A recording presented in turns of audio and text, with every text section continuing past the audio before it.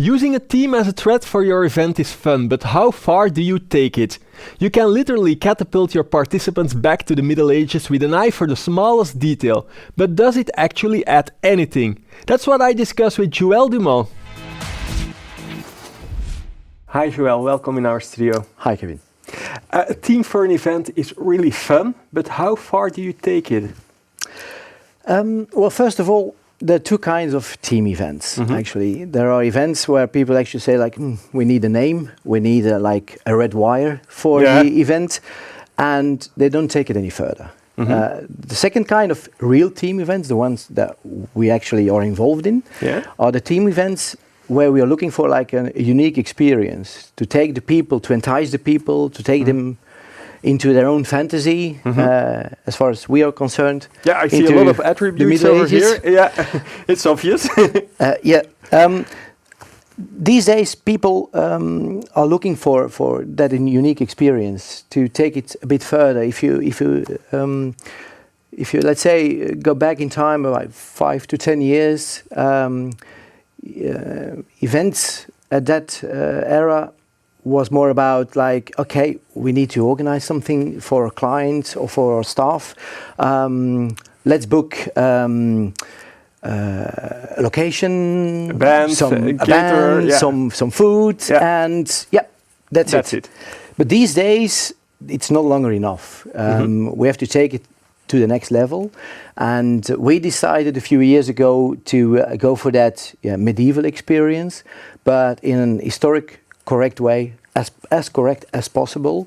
And we can do it with almost any kind of event, whether it's like a team building or a staff event or a product launch or even a congress. We did like lately, we did a congress for surgeons, where we actually took them to fire cannons the old-fashioned way, where we had like a medieval surgeon explaining how they actually were doing the blood taking and all in Middle Ages. So we can do practically anything or cover every kind of event with like a medieval sauce. That seems really fun, but does it also add some value to the event? I think so. Well, mainly there are some advantages in organizing like a medieval theme event or a team event whatsoever. These days it's hard, if you're talking about, let's say, commercial events, it's hard to get the people out of the door. Why should there they are come? so many events these days, so less quality time, like with families, etc., etc. And why should people come to your event? That's always, if we are sitting down with a client, that's always the main issue. How do we get them from their seat at home to our event? What we all have in common as people is we are curious. So it's a way with a team event, you can actually pop up a question without actually giving them the answer. If they want the answer, come and visit the event. So from the side of commercial events where you actually want to get new customers in, that works.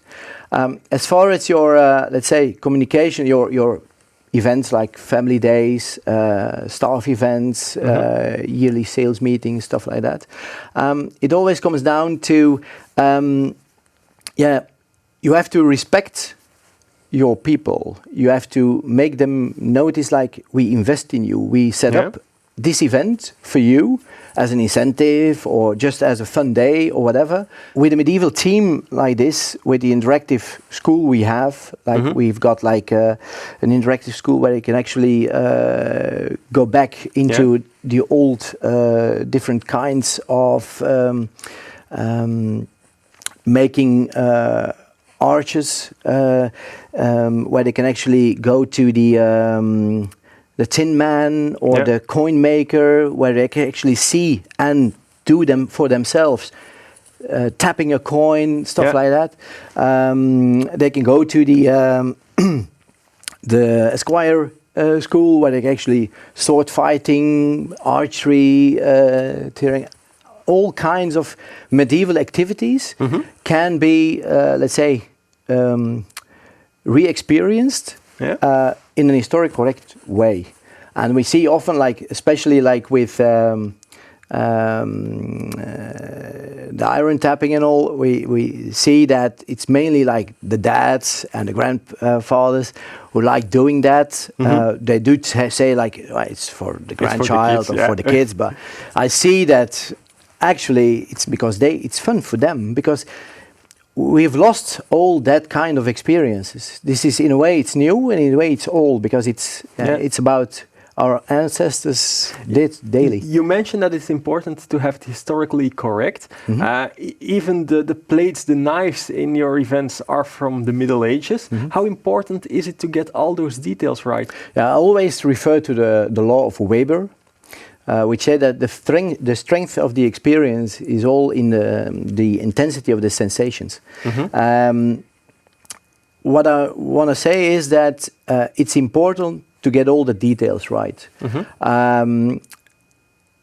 If it's a team event and there are some small details missing or anachronisms, like some of the reenactors are wearing a watch, or someone's phone is going off, or whatever, those might be the things that people start talking about, instead of being swept away in that experience that you deliberately are creating for them, which is unfortunate, because in the end, where is your return on investment as a company, as an organizer? It's in like you want to be talked about, but in a positive way, if possible.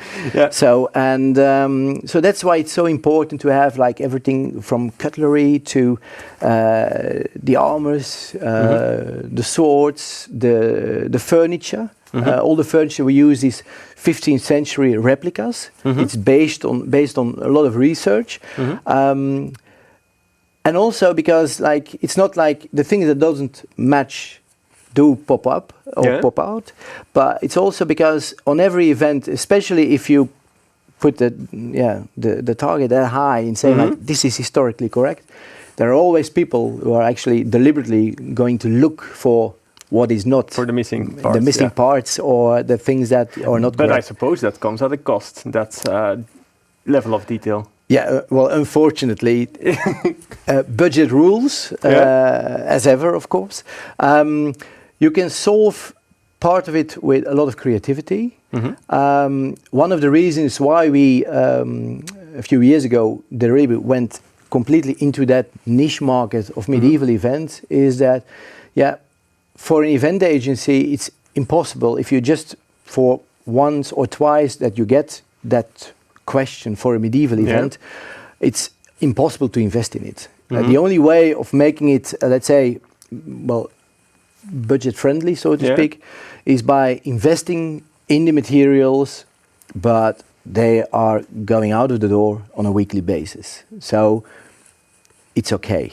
But in the end, it all comes down to the fact that it does cost more.